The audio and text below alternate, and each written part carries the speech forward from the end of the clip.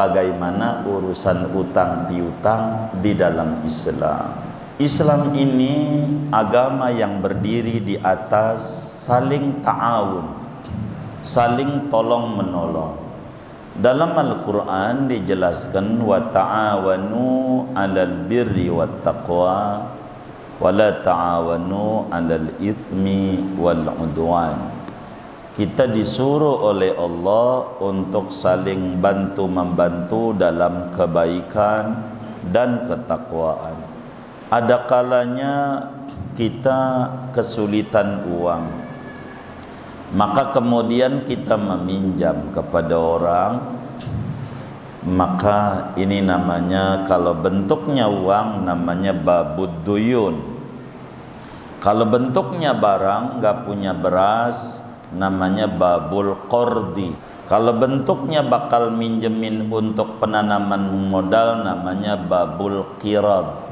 Kalau minjeminnya adalah barangnya berbentuk semacam motor, sepeda, namanya babul ariyah. Ini diatur di dalam Islam. Kita singkat pada bab utang duit. Karena kita kesulitan, diizinkan oleh agama untuk berhutang. Boleh saja, dan ada aturannya, dicatat utang itu. Bahkan ayat yang paling panjang berbicara hutang piutang. Ya ayyuhalladzina amanu idza tadayantum bidainin ila ajalin musamman faktubu. Al-Quran itu bilang pada surat Al-Baqarah. Nah, di dalam kita ngutang, kita lihat hutang kita ini karena mendesak kebutuhan kita hutang. Maka ketika kita hutang, kita yakini kesulitan kita itu dari Allah. Maka utang ini pun tanamkan di hati, niat di hati, minjem ini kita bakal bayar. Jangan tidak bayar sesuai dengan jatuh tempo. Jangan sampai kita bayarnya dientar-entar. Ini yang bikin rezeki kita seret adanya. Nabi mengingatkan pada bagian ini, layyul wajidi zulmun, mengentar-entar bayar utang padahal duitnya ada, merupakan dosa besar. Kalau duitnya ada, jangan dientar-entar, bayar aja. Dan ini mendatangkan kemurahan banyak dari Allah. Contoh, kita kredit motor atau mobil, jatuh temponya tanggal 17 umpama, maka ini baru tanggal 2. Kita ada duit, bayar aja sebelum tanggal 17. Enggak mesti harus nunggu jatuh tempo. Buru-buru kita ngeberesin itu lebih tinggi dalam Islam, begitu. Dan lebih enak juga bagi orang yang punya barangnya, begitu ya Bang Jepen ya. Iya katanya tuh begitu, bayar aja buru-buru kalau ada. Begitu. Bagaimana kalau kita nggak ada? Maka kalau nggak ada ya mau bagaimana lagi? Maka Islam mengajarkan kepada tuan utang, udah jatuh tempo nggak ada, wa in kana dzu usratin fanadhiratun ila maisar. Kalau memang orang tuh nggak ada, nggak usah kita orak-orak pagernya, nggak bakal keluar duit juga. Nggak usah juga kita injak-injak perutnya, insya Allah keluar tinja, nggak bakal keluar duit. Tunggu aja sampai dia ada. Itulah akhlak Islam. Kalau kemudian kita jadi tuan utang dan orang yang berutang tidak ada kemampuan untuk bayar, tunggu aja. Nah, bila kemudian kita berhutang, mampu bayar, lalu kemudian kita nggak bayar-bayar, malah pura-pura lah ditagih kagak, duitnya dia banyak ini, nggak usah dintar-ntar, kita mati. Ini eruh kita melayang-layang di atas. tidak bisa untuk masuk ke langit. Bahkan Kanjeng Nabi besar Muhammad sallallahu alaihi wasallam, kalau ada orang meninggal lalu diminta Nabi nyolatin, Nabi nanya kepada yang ngabarin ini, punya utang gak dia? Kalau dijawab ada utang, ente aja yang nyolatin, aneh enggak? Nabi enggak mau nyolatin orang yang mati punya hutang. Itu utang tuh. Enggak mau, enggak mau. Sebab ruh orang yang berhutang digantungkan di awang-awang, enggak bisa nembus. Begitu kalau kita mampu bayar tapi tidak mau bayar. Tapi kalau kemudian kita enggak mampu bayar sampai mati, ini fa'amruhu mufawwadun ila rabbih, urusannya nanti Allah datuh, karena dia memang tidak mampu di akhirat nanti. Tapi bagi yang mampu nanti di akhirat, punya utang enggak dibayar, maka ganjaran dia bakal diambil seukuran utang yang dia enggak bayar. Berapa utangnya? 1.000 rupiah. Maka sholat dia 1.000 rakaat bakal diberikan kepada tuan utang di akhiratnya. Itu kalau 1.000. Masalahnya 10 juta, hitung aja dah. Begitu. Itu kalau 1.000 balikin dia sama dia. Itu begitu. Maka kita kalau berhutang, jangan tidak kita bayar hutang. Begitu, bayar hutang. Ini bagaimana ini? Utang nih banyak, ngeri juga, gua bingung buat bayarnya. Kayak begini, mana pandemi dirumahin. Saya bagi tuh zikiran barusan sore.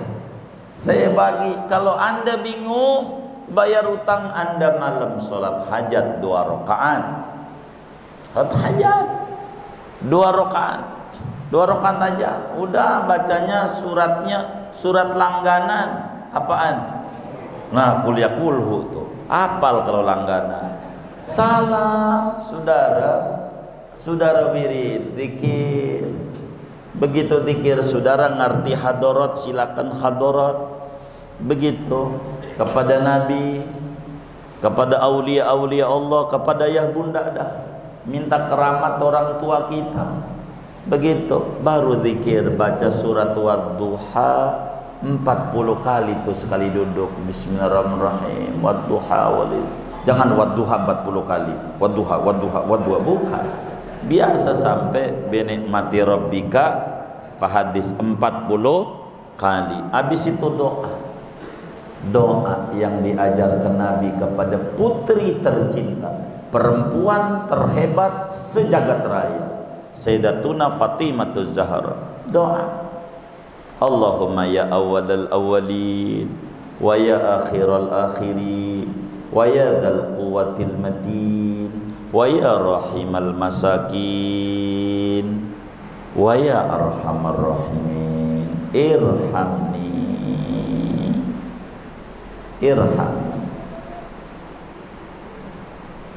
bisirri wadduha wa asrariha wa bikaramati sayyidati Fatimah Zahra wa ba'liha wa baniha. Baca itu, minta sama Allah, insya Allah berikan jalan keluar, Allah bereskan urusan hutangnya sampai akar-akarnya.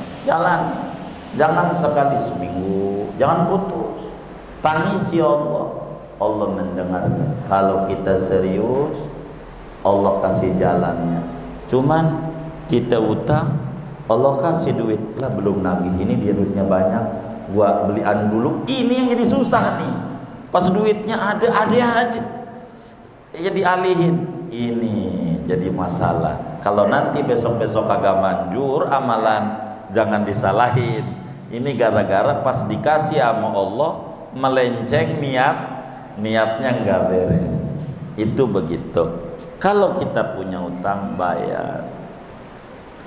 Yang kedua, bagaimana sikap kita kalau tuan utang? Kan begitu. Kan begitu. Kalau tuan utang, ada orang pinter ngutang tapi enggak pinter bayar. Ngutang doang pinter. Bagus. Tapi bayarnya tarsok. Cara nagih 3 kali. Islam 3 kali nagih aja. Pagi udah jatuh tempo nih 3 bulan tagih, bang, kata dia seminggu lagi. Baik, kita tunggu seminggu lagi. 2, kan seminggu. Udah seminggu lagi, bang, kata dia, izin pak, ini anak belum ngirimin jadi TKI di Arab. 2 minggu lagi, kan 3 kali. 2 minggu lagi, udah 3 kali, handphonenya ganti, nomornya ganti, atau kontrakannya pindah, kan begitu. Orangnya ngilang. Ini bagaimana sikap kita? Ini ilmu amalin yang ini, dan ini yang saya lakukan dalam hidup saya supaya saya tidak boleh saya stres. Kalau saya stres ngaji bakal libur. Saya harus dari hiburan. Begitu. Maka saya tidak mau. Maka ilmunya kalau begini udah 3 kali ditagih enggak benar, maka catatan utang saya ajarin amalannya bapak bakar biar gede-gede. Ini saya begitu. Saya pernah ditipu sama murid 750 juta beneran. Saya bakar bonnya. Begitu, biar tahu begitu, bukan juga untuk menjelek-jelekan orang itu, bukan. Biar ngobati bapak yang bertanya aja. Begitu. 700 ya, bakar bonnya. Ngomong begini nih, bakarnya saya ajarin amalannya. Bapak saya ajarin. Bakar nih bon sambil ngomong begini sama Allah. Dan ini berhasil kepada semua teman-teman kami. Tidak ada yang gak berhasil. Allah ijabah semuanya. Jadi sebelum bakar kita ngomong, ini bon. Ya Allah, ini yang ngibulin saya ini makhlukmu. Saya yakin 1000% makhlukmu ini yang ngibulin saya. Sebab kalau bukan makhluknya Allah, makhluk siapa lagi? Benar enggak? Ngomong nih, tapi bahasa Indonesia saja, daripada bahasa Arab ngapalinya susah bapaknya. Se-Indonesia kan nih ngomong. Ya Allah, yang ngibulin saya ini adalah makhlukmu. Yang saya mau tagih bukan dia, engkau saja yang nyiptain. Ya Rob, tolong gantiin. Dari makhlukmu ini gantiin duit saya yang dikibulin ini. Baca Bismillahirrahmanirrahim. Allahumma salli ala Sayyidina Muhammad wa ala ali Muhammad. Bakar bonnya. Dah, lupain, hilangkan dari ingatan kita. Dan itu Allah cepat ganti dengan berlipat-lipat. Saya ambil contoh, teman saya ada polisi, karena banyak jamaah majlis nih yang aparat juga. Dia ngadu datang ke rumah. Mana si Taufik tuh, tahu dia orangnya. Dia ngadu. Usahanya kala itu konveksi. Duitnya banyak sama orang. Duitnya. Begitu. Dia datang ke rumah. Saya bilang, mau ngapain abangnya? Ini orang punya utang susah. Abangnya mau minta amalan ya. Dah, saya demen sama ente enggak perlu wirid. Model ente enggak demen wiridan. Bakar guru. Bakar.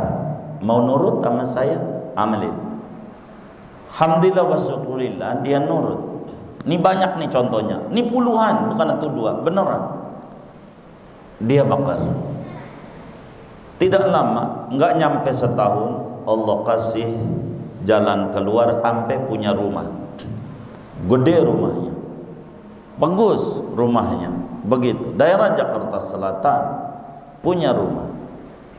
Dia udah punya rumah, dia nyengir-nyengir, alhamdulillah amalan guru manjur, saya bakar, saya punya rumah. Dia bercerita, saya nggak nanya utang tuh berapa.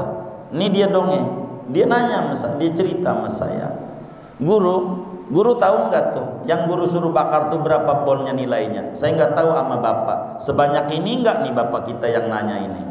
1,2 miliar nilai bon yang dia bakar. Dibakar rumah yang dia bangun 4,5 miliar. Allah kasih rezeki. Jangan ingat-ingat tinggian dia, Pak. Loh, dia udah ngutang sama kita. Nomor telepon ganti, kita pikirin aja merem melek. Datu orang ya. Betapa gua udah baik sama dia, tapi dia kelakuannya kayak begitu.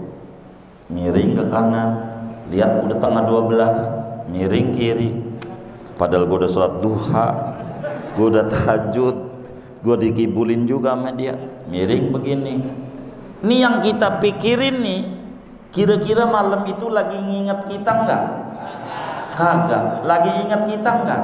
Kagak. Nomor teleponnya aja udah ganti, kontrakan udah pindah, dia Allah kenal kita. Lah kita masih ingetin dia. Enggak bisa tidur nih kalau mau sadar, ulah dia ulah kita. Ulah dia ulah kita. Hah? Ngapa dikerjai? Jangan dibuyang-buyangin, jangan tinggal ngaji malam Sabtu, Pak. Ngaji aja biar tenang. Beneran. Jangan ditinggal. Kata Ibnu Athaillah As-Sakandari dalam hikamnya, beliau bilang,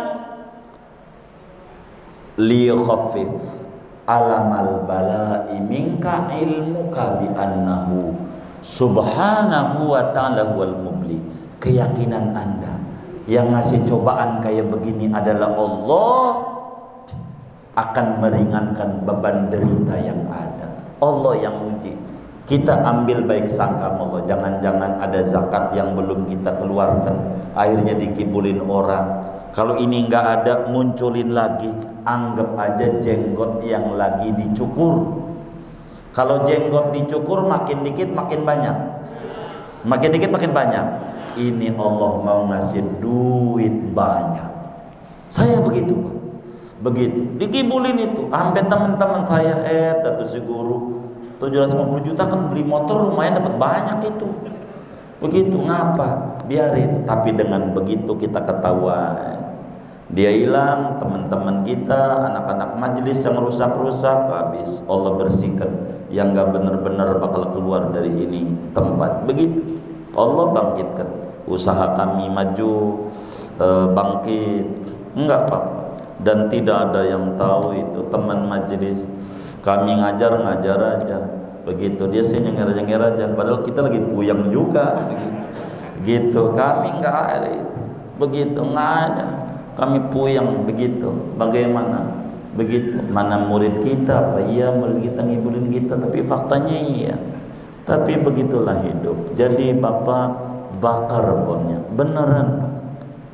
Tagih kalau Bapak bilang berat ini di akhirat.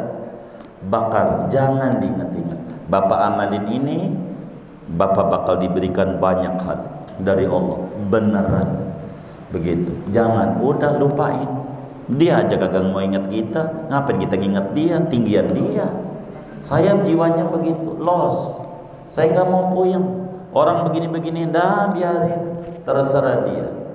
Allah tidak pernah tidur. Begitu. Maka cara terbaik membalas dendam kepada orang yang telah berbuat jahat kepada kita, boleh. Caranya lupakan dia. Dua, terima kasih kepada Allah yang telah memberitahu kepada kita dia bukan teman baik kita, dan Allah udah ingetin ini. Syukur sama Allah, sujud kita, terima kasih. Kita tidak separah Nabi. Kita banyak dosa, ada orang zalim sama kita, biarkan. Begitu, biarkan itu. Lepas kita, dan tidak sedikit secara jujur, karena banyak majelis ini yang dagang segala macam. Selalu kalau datang ke rumah pasti ujungnya ente bakar, apalagi pandemi, dideres bukan Quran, yang dideres bon. Pak Udin 2 juta, Pak Mamat 1,5 juta, Pak Iwan 3,5 juta, ditotal-total pakai kalkulator di HP-nya 1.500.000, 200. Ini totalnya 300 juta. Lumayan juga ini 300 juta ini. Kayaknya dapat nih mobil Fortuner second. Begitu. Buah yang kayak begitu beneran jadi puyeng di otak. Jangan kita disiksa oleh diri kita. Yang membuat kita sakit dan tidak bahagia, kita juga buang yang kayak begitu. Kita ngaji, zikir. Kalau Bapak belum punya Rotibul Haddad, Bapak baca Rotibul Haddad. Bereskan hati kita, nanti Allah bakal berikan berbagai kebaikan kepada kita. Percaya itu, Pak. Wallahu a'lam yang saya bisa sampaikan.